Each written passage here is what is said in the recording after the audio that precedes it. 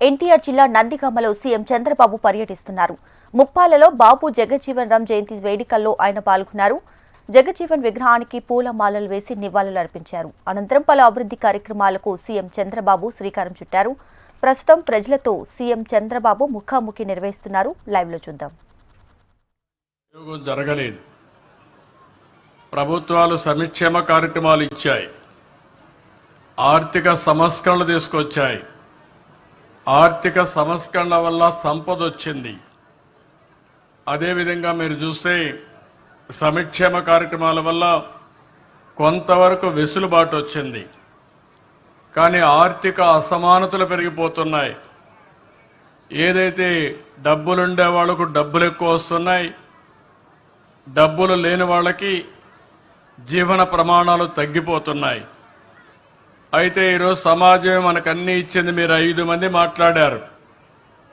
5 మంది పరిశ్రమలు పెట్టిన వ్యక్తులు మాట్లాడిన మాటలు మీరు వింటే, చూడమ్మా దయచేసి 2 నిమిషాలు కూర్చోవాలి, మీకోసమే ఇది, మీకు అర్థం కావాలి.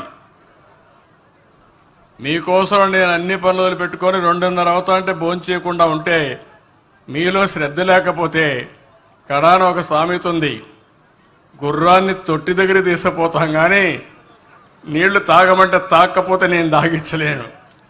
ఆ పరిస్థితిలో మీరు కూడా తయారవుతున్నారు. కానీ ఒక్కరోజు మీరు రోజు నాకు ఆ విషయం కూడా మీరు గుర్తుపెట్టుకోవాలి. ఒక పక్క పనులు చేయాలి, ఒక పక్క మిమ్మల్ని మెప్పించాలి. నేను చెప్పేది మీరు అర్థం చేసుకోవాలి. మళ్ళా మీరు కార్యాచరణకు స్ఫూర్తిదాయకంగా ముందుకు పోయే పరిస్థితి తీసుకురావాల్సిన అవసరం ఉంది. ఈరోజు రాష్ట్రంలో పేదవాళ్ళందరికీ విజ్ఞప్తి చేస్తున్నాం. పేదరికం అనేది మీరు తెచ్చుకునేది కాదు, కానీ తరతరాలుగా మీరు అక్కడే ఉన్నారు, ఇబ్బందులున్నాయి. ఈరోజు నేను తీసుకొచ్చే డబ్బులుండే వాళ్ళు కూడా వాళ్ళ జీవితాల్లో ఒక అవకాశం వచ్చింది. మన కళ్ళ ముందర ఇండస్ట్రీ పెట్టారు, 100 మందికి ఉద్యోగాలు వస్తున్నాయి, ఆదాయం పెంచుకున్నారు. ఈరోజు నేను తీసుకొచ్చిన విధానం వాళ్ళ తెలివితేటలు, వాళ్లకుండే వనరులు ఈ పేదవాళ్లపైన ఖర్చు పెట్టి మిమ్మల్ని కూడా ఎక్కడికక్కడ మనిషికి కావాల్సింది సరైన సమయంలో సరైన సహకారం. అంబేద్కర్ గారు ఉన్నారు, రాజ్యాంగాన్ని రాశాడు, మహానుభావుడు. కానీ ఆయన చిన్నప్పుడు చదువుకోవాలని డబ్బులు లేవు. ఆయన కూడా 12వ సంతానం. 11 మంది 12వ సంతానం అయితే మనం ఆలోచించుకోవాలి. ఇప్పుడే మనం చూస్తున్నాం అంటరానితనం. ఆ రోజుట్లో ఇంకా ఎక్కువ ఉండేది. అలాంటి సమాజంలో బరోడా మహారాజు అయితే బాంబేలో చదువుకోవడం నెలకు 12 రూపాయలు ఇచ్చాడు. ఆ 12 రూపాయలతో బాంబేలో చదువుకున్నాడు. ఆ తర్వాత లండన్ పోవాలనుకున్నాడు.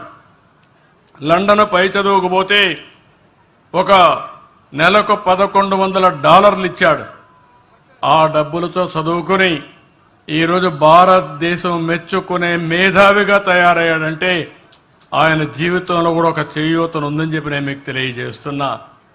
అబ్దుల్ కలాం ఉన్నాడు, మీకు అందరికీ పరిచయం. అలాంటి ఒక గొప్ప వ్యక్తి వెనకాల ఒక అయ్యంగారు ఉన్నారు. ఆ రోజు ముస్లింలు అయ్యంగార్లు ఎక్కడ చూసినా ఇద్దరు కూర్చునే పరిస్థితి లేకపోతే అవన్నీ వదిలిపెట్టి అబ్దుల్ కలాంని ఒక శిష్యుడిగా చేర్చుకొని గణిత శాస్త్రం, సైన్స్ ఇవన్నీ నేర్పించి అబ్దుల్ కలాం ఒక సైంటిస్ట్ అయ్యే పరిస్థితికి వచ్చాడు. ఆ రోజు ఆయన ఇచ్చిన చేయూతది. ఈరోజు రామకృష్ణ పరమహంస వివేకానందుని తయారు చేశాడు. ప్రపంచం అంతా పోయి భారతదేశం ప్రతిష్ట పెంచే పరిస్థితికి వచ్చారు. నేను అందుకనే ఇప్పుడు మార్గదర్శనం కోరాను. ఒక ఎన్టీ రామారావు గారిని తీసుకున్నా, ఒక గాంధీజీని తీసుకున్నా, లేకుంటే ఈరోజు ప్రధానమంత్రి మోడీ గారిని తీసుకున్నా, లేకపోతే నేను కానీ అందరం కానీ చిన్నగానే పుట్టాం. అవకాశాలు మాకు వచ్చాయి, సద్వినియోగం చేసుకున్నాం, అంచెలంచెలుగా ఎదిగాం. ఈరోజు ప్రపంచంలోని మోడీ గారైతే ఒక సమర్థుడైన నాయకుడిగా తయారయ్యాడు. ఈ విషయం మీరు గుర్తుపెట్టుకోవాలి. మీ పిల్లలు కూడా అమారిగా పైకి రావాలి, మీ కుటుంబం కూడా అమారిగా పైకి రావాలి. ఇది కూడా సాధ్యమనే ఉద్దేశంతోనే నేను ఒక వినూత్నమైన కార్యక్రమానికి శ్రీకారం చుట్టాను. ఇది చరిత్ర తిరగరాబోయే కార్యక్రమం. నేను చాలా కార్యక్రమాలు చేశాను. ఈ రాష్ట్రంలో ఎవ్వరికి ఇంత ఇవ్వనంత అవకాశం నాకు ఇచ్చారు. 47 సంవత్సరాలుగా రాజకీయాల్లో ఉన్నా. 8 సార్లు ఎమ్మెల్యే అయ్యాను. దగ్గర ఇప్పటికి మీరు చూస్తే 15 సంవత్సరాలు ముఖ్యమంత్రిగా ఉన్నాను. నా రికార్డు తెలుగు రాష్ట్రాల్లో మళ్ళీ బ్రేక్ చేయాలంటే చాలా సమయం పడుతుంది. కానీ ఈరోజు నేను అనుకునేది చిరస్థాయిగా చరిత్రలో గుర్తుపెట్టుకునే విధంగా ఈరోజు ఈ కార్యక్రమాన్ని P4 తీసుకొచ్చాం. జీరో పావర్టీ, పేదవాళ్ళందరికీ సహాయం చేయాలి. అదే సమయంలో ఎవరైతే ధనికులున్నారో డబ్బులున్నాయో వాళ్ళు కూడా ఒకటే ఆలోచిస్తారు. డబ్బులు సంపాదించడం అవసరం, పేదరికం నుంచి పైకి రావడం అవసరం. ఆ తర్వాత మీకు తృప్తినిచ్చేది మీరు సమాజానికి ఏమిచ్చారో అదే మీకు తృప్తినిస్తుంది. వాళ్ళు కూడా మీరు విన్నారు, మేము ఇన్ని పనులు చేశాం. ఈరోజు మేము సమాజం కోసం కొన్ని కుటుంబాలని దత్తత తీసుకుని వాళ్ళ పైకి తీసుకొచ్చే వరకు కష్టపడతామని మా కుటుంబ సభ్యులతో సమానంగా వారిని పైకి తీసుకొచ్చే బాధ్యత తీసుకుంటామని వారి యొక్క మీటింగ్లో చెప్పారు. అందుకే నేను వాళ్ళందరికీ అరకు కాఫీ ఇచ్చి శాలువలు కప్పి సన్మానించానంటే నా కోసరం కాదు, అది మీకోసరం అని చెప్పి మరొక్కసారి విజ్ఞప్తి చేస్తున్నా.